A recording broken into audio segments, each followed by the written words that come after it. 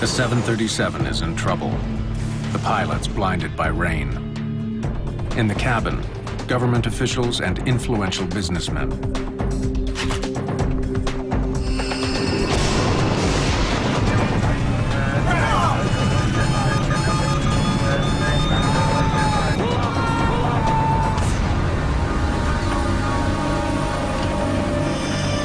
The crash of IFO-21 shocks the world.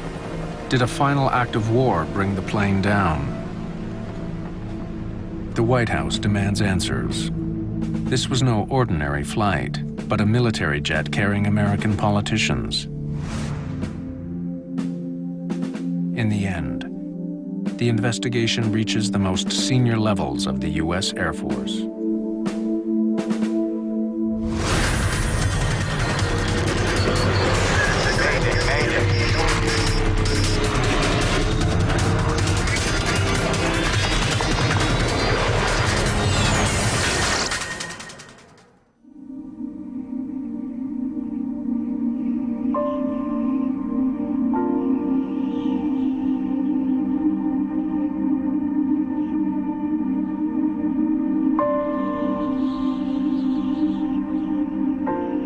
Wednesday, April 3rd, 1996. A raw spring day near the city of Dubrovnik, Croatia. Rain pelts the runway at the city's airport. A small group of diplomats hurry through the storm, trying to keep dry. They're part of a delegation that's just touched down. Among them, the Croatian Prime Minister and the American ambassador to the region, Peter Galbraith. The flight into Dubrovnik was a scary flight. We couldn't see anything at all. At that point, I'd been ambassador to Croatia for nearly 3 years, and I'd done a lot of shuttle diplomacy, and it certainly was one of the most uncomfortable. The weather that made Galbraith's landing so bad isn't letting up. In fact, commercial flights into Dubrovnik have been canceled. But the ambassador and the others aren't waiting for a commercial flight.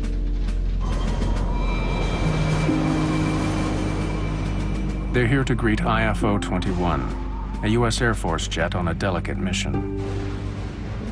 The plane is a specially designed 737. The Air Force has a small fleet of these jets to transport high-profile guests around the world.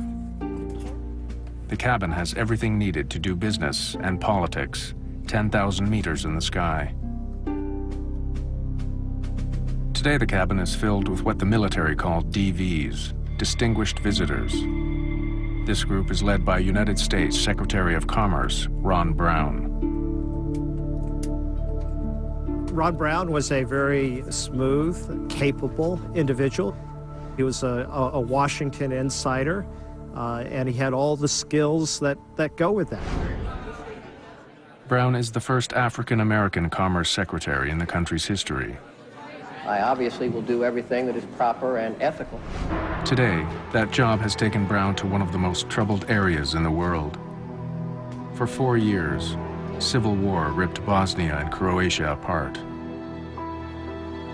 But just a few months ago, an uneasy peace began. As Commerce Secretary, Brown is helping to rebuild the local economy. The ambassador thinks we should fly. The philosophy behind it was that the peace would not be durable unless there was economic progress in the region, that was really critical to the peace. The final stop of the day is the ancient coastal city of Dubrovnik. Before the war, it was a vital part of the country's tourism industry. It was my idea that Ron Brown should go to Dubrovnik. The Croatians were very eager to get the word out that Dubrovnik was still standing and that it was still a tourist destination. So I thought it would be very useful to have Ron Brown and the delegation go there. But on this damp day, Dubrovnik is not at its best, or even visible. Fog presses down from the sky, obscuring the city and the beautiful Adriatic coast. To the north of Dubrovnik flies IFO-21. Its pilot is Captain Ashley J. Davis. His colleagues call him AJ.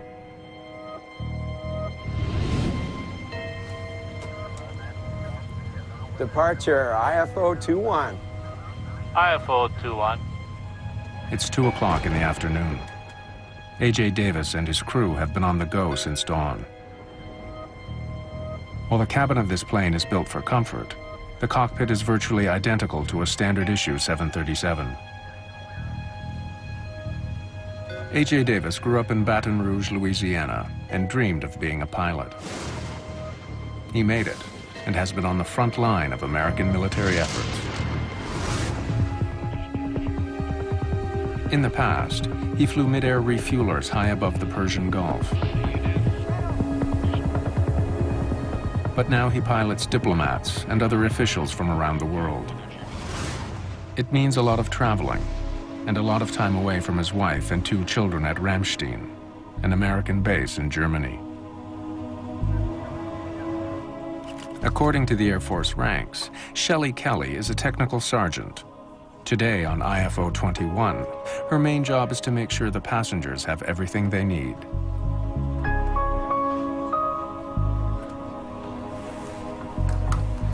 Mr. Secretary, something to eat. No, thank you. I was wondering how our time's looking. The diplomats are expecting to arrive in Dubrovnik by mid-afternoon, but they've been running late all day. Check to find out for sure if you'd like.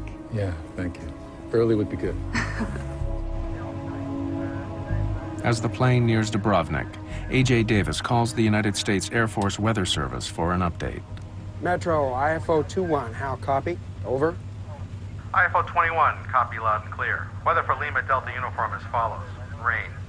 Sky conditions 500, broken. That would be ceiling. How well do you copy? Metro, IFO-21, copies. Yeah, we've been in it all day. Are you expecting any changes in the weather? Pretty much continued rain, over. Copy. Rain. Thanks for your help. So, let's see the sights of Dubrovnik. Only 4 months after a peace treaty was signed, the skies over this part of the world aren't guaranteed to be friendly. Planes are still required to fly in certain highly restricted lanes. While he is aware there are flight restrictions, Davis has never flown in this part of the world before. As he nears the Croatian border, he gets an unexpected warning. IFO-21, this is Magic 51. Magic is the call sign for the peacekeeping airborne early warning aircraft that watches air corridors like a traffic cop. Be advised, you're leaving an approved corridor. Please reroute immediately. Davis isn't off course. He's flying the exact route he had planned. But without knowing it, Davis and his plane are flying out of approved airspace. They're flying into potentially dangerous territory. Corridor, reroute. Roger, Magic. Our error. Rerouting now to proper corridor. Over. The second time today. The approved corridors do change, and Davis and his crew should have been informed. To stay on an approved course, Davis will have to swing out to the west. It's an embarrassing situation that's going to cost them time. Shelley, AJ, we've been directed to reroute. We'll be arriving about 15 minutes late at Dubrovnik. Apologies to all back there.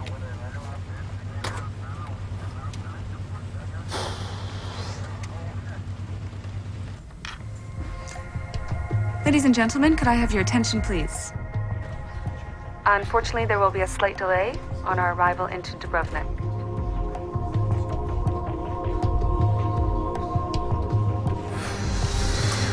DVs aren't going to be happy at all. The weather ahead will probably slow us down even more. Outside his plane, the heavy rain continues to crash down. Flying toward an unfamiliar airport with a cabin full of businessmen and diplomats, Davis has a difficult task ahead. What happens to this plane and its passengers over the next several hours will capture the attention of the world.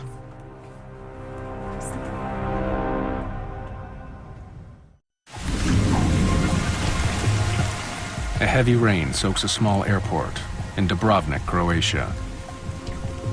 Heading toward it is a U.S. Air Force 737, carrying 35 people on a trade mission. Leading the delegation, U.S. Secretary of Commerce Ron Brown. We'll see which path Ambassador thinks we should follow. Dubrovnik approach, IFO 21, level 100. Dubrovnik approach, good afternoon. Maintain 10,000 feet for beacon approach. Runway 12. Okay, descending to 10,000 feet, IFO 21. The weather is so bad today that commercial flights have been canceled. But the crew is dealing with more than just bad weather.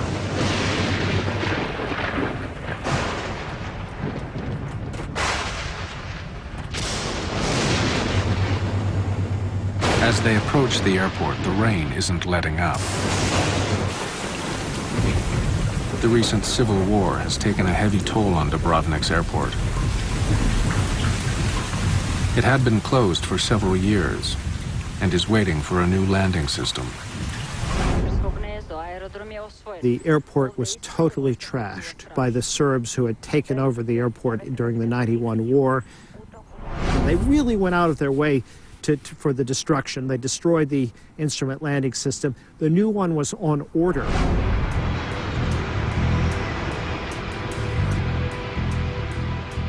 Around the world, airports use sophisticated technology to help planes take off and land. Doppler radar warns of incoming storms. Glide slopes help pilots stay on course to land.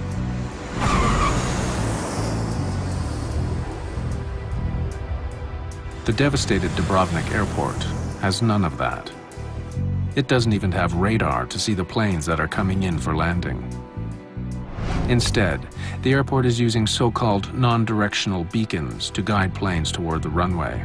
In the aviation world, it's ancient technology. There are many non-directional beacons used in the United States and throughout the world, but they're an older navigational aid, and in fact, they were on the way out. The system in Dubrovnik has 2 beacons on the ground, which send out signals to the plane. When the crew receives the signals, they consult their charts and follow the course that will take them to the airport. The crew of IFO 21 is still waiting to hear the first signal when they get a call from the ground. 9A CRO to IFO 21. IFO 21, I read you, 9A CRO, over.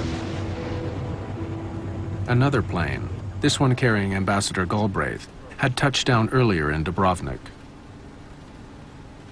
The pilot of that plane is an experienced flyer who is very familiar with the area. He wants to let the crew know what to expect. IFO 21, we landed about an hour ago. The weather was at minimum. Suggesting diverting to Split if you have to execute the missed approach. Over. Roger, 9A CRO, we read you. Out. Diverting wouldn't be welcome news for the members of the trade delegation.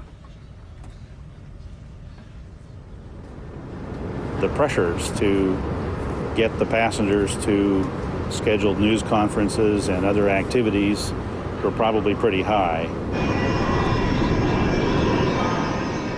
As Davis closes in on the airport, the Dubrovnik tower calls again. IFO 21, report level. IFO 21, 5,000. IFO 21, Roger. Descend to 4,000. Report Kilo Lima Papa. Down to 4,000, IFO 21.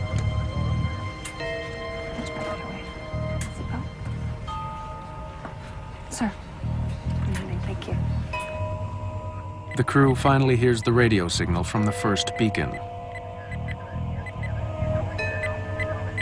AH, at Kilo Lima Papa, we're tracking outbound at 119 degrees. 119 confirmed.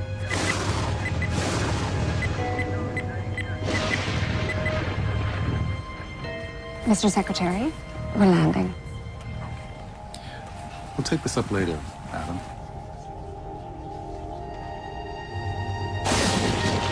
It's not very broken up down there. I can't see through it. Tim? The clouds are thick. The crew can't see the ground. They have to trust their instruments as they descend through the storm. IFO-21. Sir, we are inside the locator, inbound. IFO-21, roger. Cleared for beacon approach. Runway is wet. IFO-21. They are less than 12 kilometers from the airport.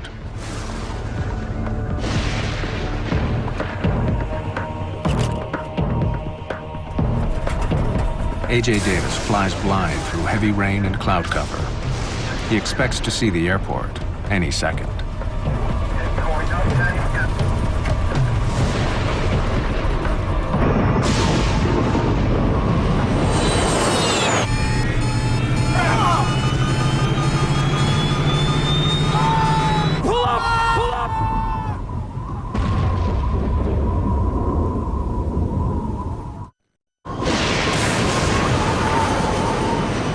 April 1996. An American Air Force jet is flying through the skies above Croatia.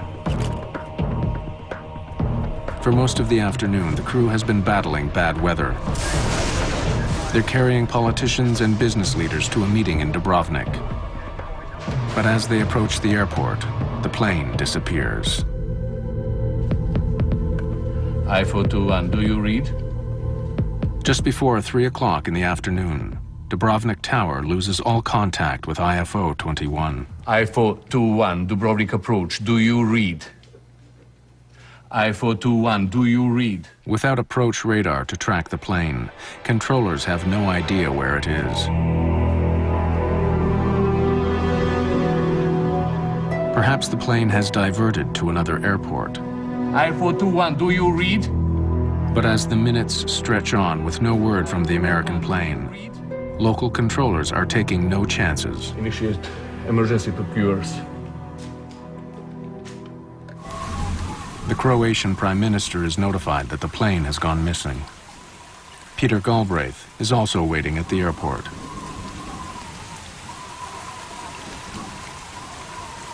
It was clear from my own flight in that this was a very marginal landing. I did not expect them to attempt the landing in Dubrovnik. The Croatian Prime Minister came up to me and pulled me aside. He said, "We've lost radio contact with Ron Brown's plane." I got the State Department Operations Center on the phone, and I asked to activate the U.S. military to start search and rescue activities. Word goes out to the chain of air traffic control centers. Američke borbene snage. Jeste li imali nekakav kontakt sa tim zrakoplovom? But no one has had any contact with IFO-21. The search and rescue effort focuses on the approach to the airport. Perhaps the plane has ditched into the Adriatic. At the time, I was about 100 miles away. I was in Brindisi, Italy. We launched 2 of our MH-53 helicopters with Special Tactics Air Force personnel on board, headed to Dubrovnik. For hours, there is no sign of the missing aircraft.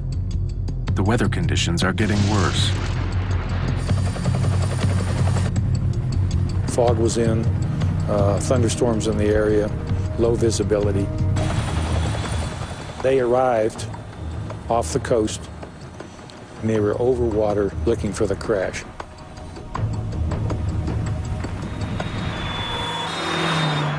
Hours after the plane disappears, police respond to a tip. A local villager has seen something on the hill above his house. It's a long way from the coast where the search is concentrated.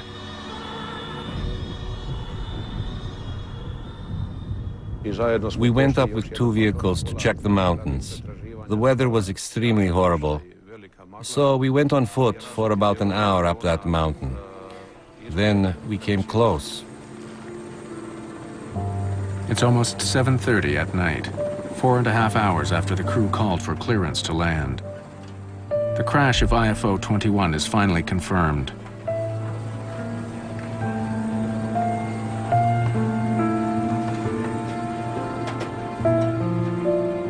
The the news races from Dubrovnik to America. The crash site has been reached by Croatian police, and I've just received word that there's also a Croatian doctor on the scene. The tail section is the only substantial piece of IFO-21 that's left. Debris and bodies are scattered across the mountain.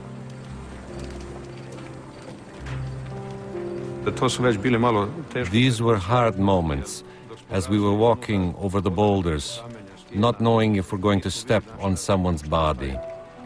These are the moments that you can't forget.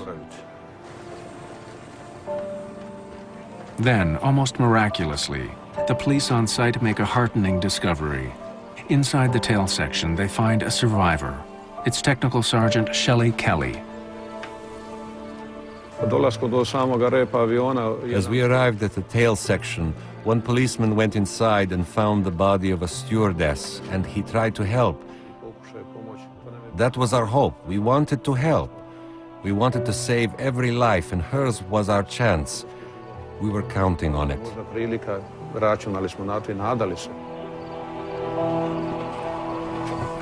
In the darkness, local police officers realize that Kelly needs immediate medical attention if she's going to survive. When I realized that there was no one to help, I radioed the police central station in Dubrovnik and got them the location of the crash site. By then, it was completely dark.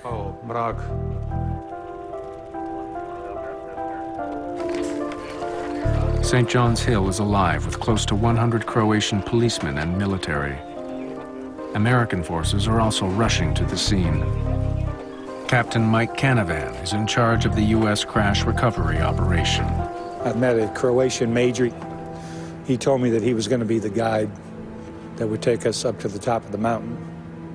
And at that time, he happened to mention that there were several minefields between where we were and the crash site. It takes almost 2 hours for him to finally make it up the rocky hill. We had been walking for some time, and it was very dark. And all of a sudden, I saw something that was darker, and I didn't know what it was. And I reached out, and it was an aircraft engine. On top of the hill, the weather is making it impossible for helicopters to land. Emergency workers can't wait for the weather to clear. They have to get Technical Sergeant Kelly off the mountain immediately. She has a broken spine and severe impact injuries. But if she can be kept alive, rescuers hope she can shed some light on what went wrong.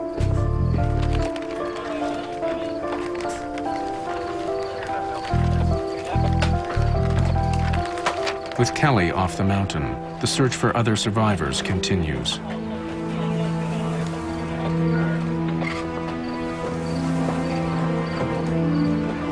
Finally, in the darkness, rescue workers find the body of Ron Brown, the U.S. Commerce Secretary. In fact, as they continue to comb the hillside, all they find are bodies.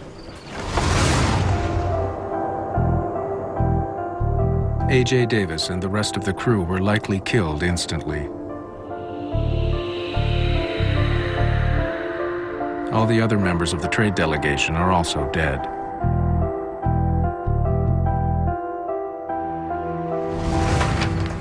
As dozens of emergency workers continue their grim search, a call comes from Dubrovnik. Technical Sergeant Shelley Kelly is pronounced dead in the ambulance en route to hospital. No one has survived the crash of IFO-21. A grim spring rain hammers down on the mountains of Croatia. Near the Dubrovnik airport, a 737 has crashed. The jet was an American Air Force's plane on a trade mission through the region. Police and members of the military have searched for survivors, but all 35 people who were on the flight are now dead.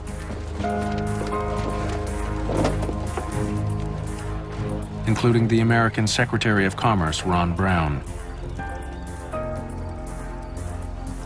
In the darkness, the rescuers take on a very different task. Mike Canavan is with the U.S. Special Forces. Once we realized there were no survivors, the mission changes. It goes from there's no one to rescue. Now you have to recover remains.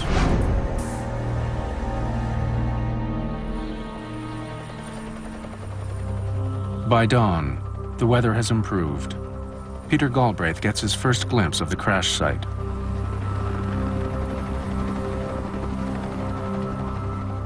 We walked up the mountain. The weather was somewhat better.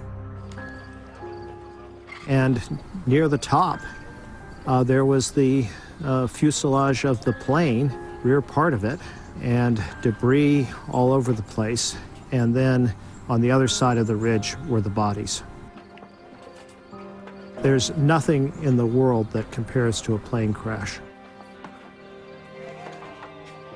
One thing that my folks did on the mountain and then down in Dubrovnik is they did this with dignity and respect. And I thought it was done exceptionally well.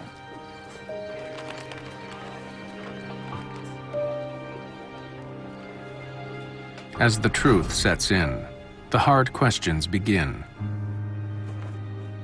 The pressure from Washington is enormous. How had a specially redesigned U.S. Air Force 737 crashed on a hillside in Croatia? Was it simply bad weather? Or in a war-ravaged part of the world, was there another cause? Because of the high-profile nature of the passengers, rumors begin swirling immediately. Howard Swansea is one of dozens of experts assigned to the team. In every accident, there's always a lot of speculation. In this particular case, you had a high-ranking U.S. government official. And so by the time we had even got to the crash site, there was just quite a bit of media attention around it. So my idea was to get as much information or collect as much artifacts or physical evidence as I could. Right from the start, the investigation team is at a disadvantage. They discover that there is no cockpit voice recorder or flight data recorder on the plane. What is standard for passenger jets is not required in the Air Force.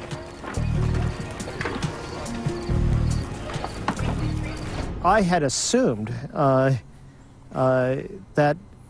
the Air Force and these VIP flights had higher safety standards than commercial flights. And so I was really shocked to learn that the standards were generally lower than those for commercial aviation.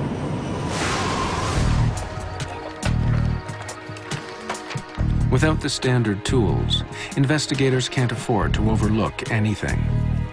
The wreck is almost 3 kilometers from the airport. How did a trained crew get so far off course?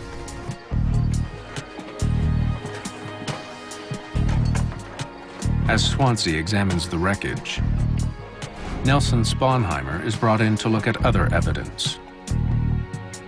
An expert in aerial navigation, he plots the plane's doomed final minutes. To trace the last moments of the flight, he relies on the U.S. Air Force radar plane which had been patrolling the region. IFO-21, this is Magic 5-1. Be advised, you're leaving an approved corridor. Please reroute immediately. Rerouting now to proper corridor. Over. Apart from heading slightly out of approved airspace, Sponheimer finds nothing unusual about the plane's flight. Until the end. The radar track that I was given was from an AWACS aircraft and showed that the en route portions of the flight from about 100 miles prior to the airport were entirely nominal. The last segment of the flight, however, beginning 20 kilometers from the airport, is different. On their final approach, the plane begins to head off course. They start flying in a straight line, which heads right into the mountains. My initial look at the flight track of the aircraft showed a 7-degree bearing error in the final segment of the approach. Over several kilometers, going hundreds of kilometers an hour, a small error could quickly lead to an enormous problem. But why would the plane get off course at the end of the trip if the rest of the flight showed no major navigational problems? Even in bad weather, how had the crew become so lost? Sponheimer examines the outdated navigational equipment at the airport. Badly damaged during the recent war. Had it malfunctioned? 2 separate navigational beacons are used for landing in Dubrovnik. The first is located on nearby Kolosep Island. It transmits a specific Morse code signal to make it easily identifiable. When they hear it, all Davis and his crew need to do is fly a heading specified on their landing charts. If they do, they should eventually arrive at the airport.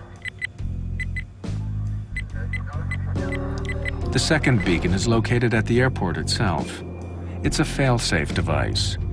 If the crew hears the beacon before they see the airport, they have to declare a missed approach and circle around to try landing again. But after studying the equipment, Sponheimer doesn't believe it played a role in the crash. Both the non-directional beacons were found to be operating normally by flight tests within a few days after the accident. Investigators are about to discover that the most important problems weren't on the ground, but in the plane itself.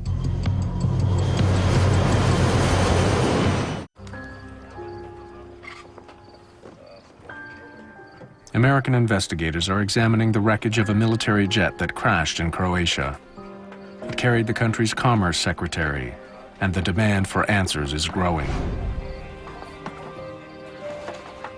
Investigators discover an important piece of the puzzle, the plane's ADF, or Automatic Direction Finder. It appears to be working, but only one of the units had been installed on this jet. To perform a proper landing in Dubrovnik, a plane requires 2 ADFs.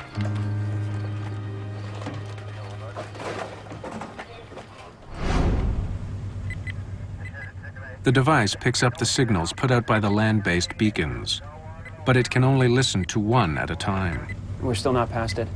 I'm tuning back to KLP. Flying with 1 ADF, the crew can listen to either the beacon which is telling them how to get to the airport, or the beacon which is telling them they've gone too far. They can't do both at the same time.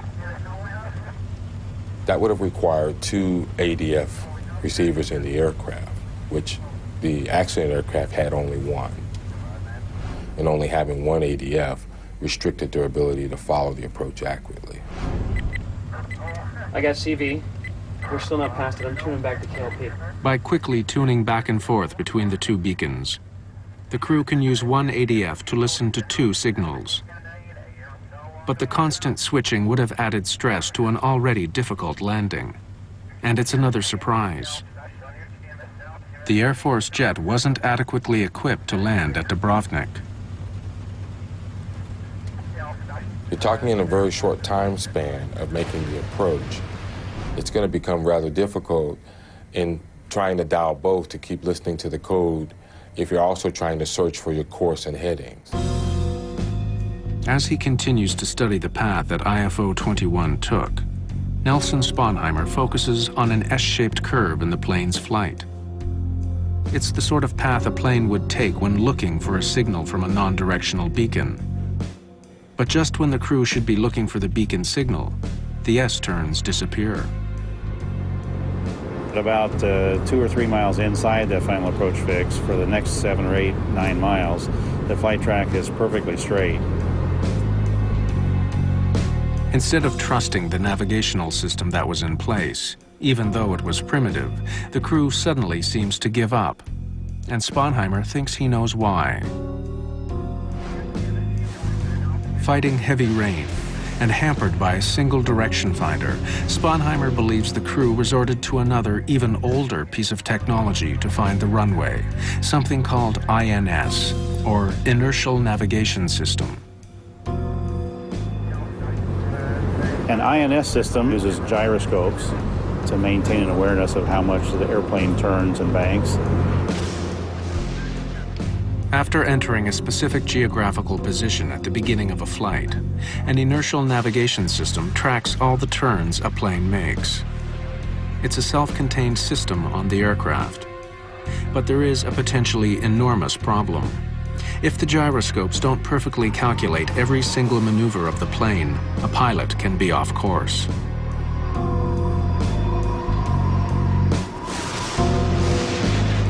It's not very broken up down there.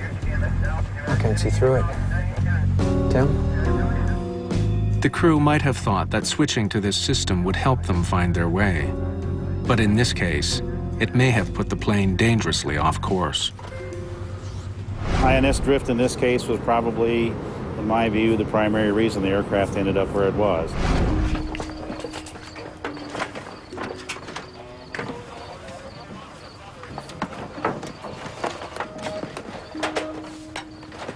Investigator Howard Swansea turns his attention to the Jetson approach chart the crew was using as they attempted to land. Hampered by poor visibility and relying on the inertial navigation system, their charts would have been a key aid. But when he takes a closer look at it, he notices something peculiar. A key figure, the minimum descent altitude, isn't accurate. The minimum descent altitude is the height where pilots must be able to see the airport. If you can't see it at that height, you have to abort the landing. Each country has the responsibility of developing these procedures and then publishing information so that other nationalities as well as their own air crews can fly those approach procedures. Swansea discovers that the minimum descent altitude on the chart doesn't meet American aviation standards. Given the mountainous terrain, it should have been more than 2,800 feet. But the chart the crew was using said it was just over 2,100 feet. It means that the crew could have flown almost 700 feet lower than experts in the US thought was safe, without having to abort the landing. Combined with the other problems the crew was dealing with, the non-standard chart sealed their fate. Struggling to find the airport, they were straining to see through the clouds, assuming they were still safely above the mountains.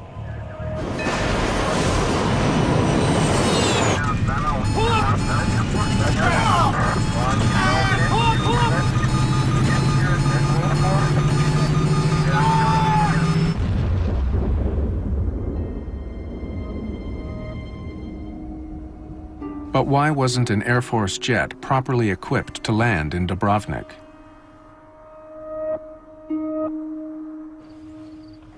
And why didn't the crew have the right landing charts that would have made even a difficult flight safer?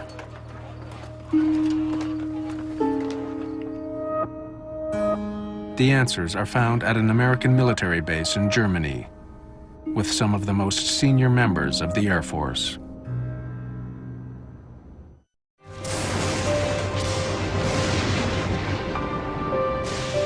In the spring of 1996, a U.S. Air Force jet crashed just outside the airport in Dubrovnik, Croatia.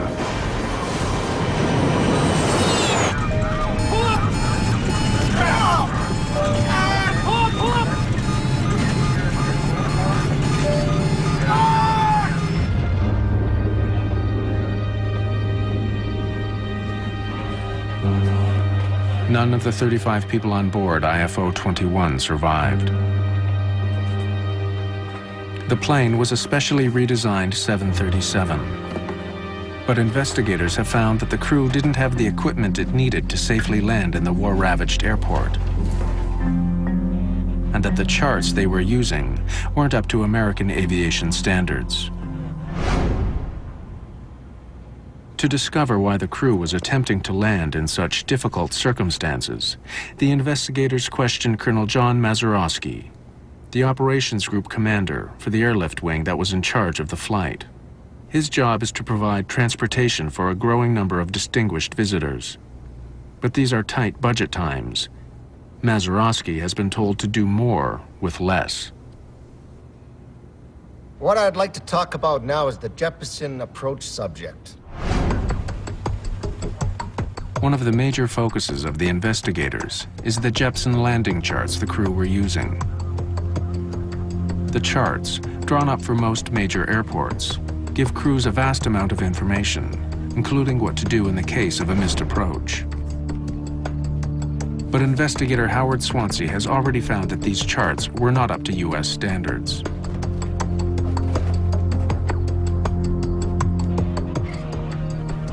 The Air Force had a directive that required all procedures in foreign countries to have gone through a U.S. or their evaluation process prior to an Air Force crew being able to fly that approach. Landing at the Dubrovnik airport had not been approved. The Jeppesen landing charts that did exist for the airport had not been reviewed. It's the reason that Howard Swansea found a difference between what the charts said and what was considered safe by the Defense Department.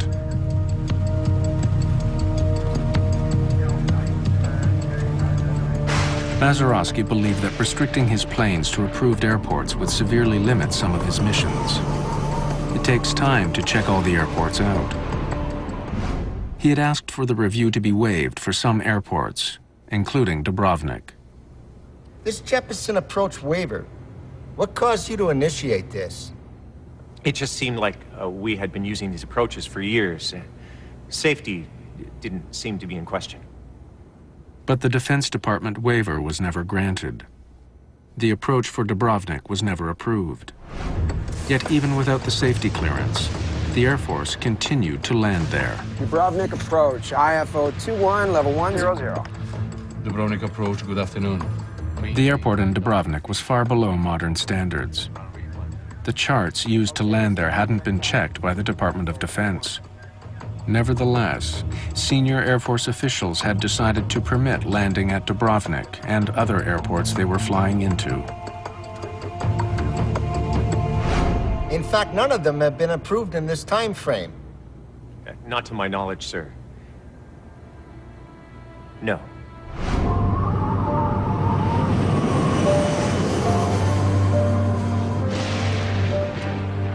In the end, a fatal combination of factors had come together to cause the crash of IFO 21.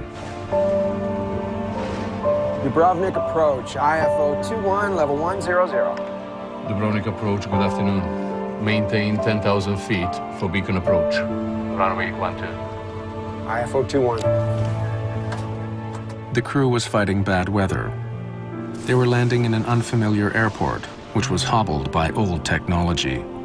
The unapproved charts made a bad situation much worse.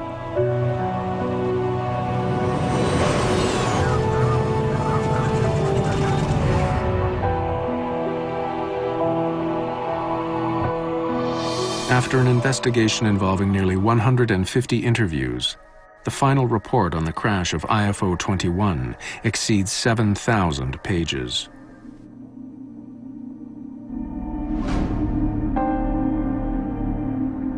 The investigation faults several individuals and institutions. Dubrovnik Airport is singled out for an improperly designed instrument approach procedure. I got CV. The final report also says A.J. Davis and his cockpit crew are responsible for flight errors. And like a bullet piercing the heart of Air Force operations, leading military figures are blamed for a failure of command. In the aftermath of the report, 2 senior members of the Air Force are relieved of their posts. The Air Force severely reprimands Colonel John Mazurowski for dereliction of duty. He is demoted and eventually retires as a major. 13 other officers are also singled out for their roles in connection with the crash. The Air Force also changed the way it did business. All military aircraft were ordered to carry flight data recorders and cockpit voice recorders. No aircraft is allowed to fly into an airport without approval from the Department of Defense, not even for high-ranking diplomats. IFO 21. Sir, we are inside the locator, inbound. IFO 21, roger. Cleared for beacon approach. runway is wet. IFO 21.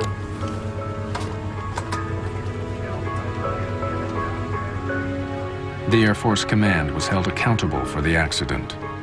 But it is the pilots, the crew, and the passengers of IFO 21 who paid the ultimate price for oversights made by the 86th Airlift Command.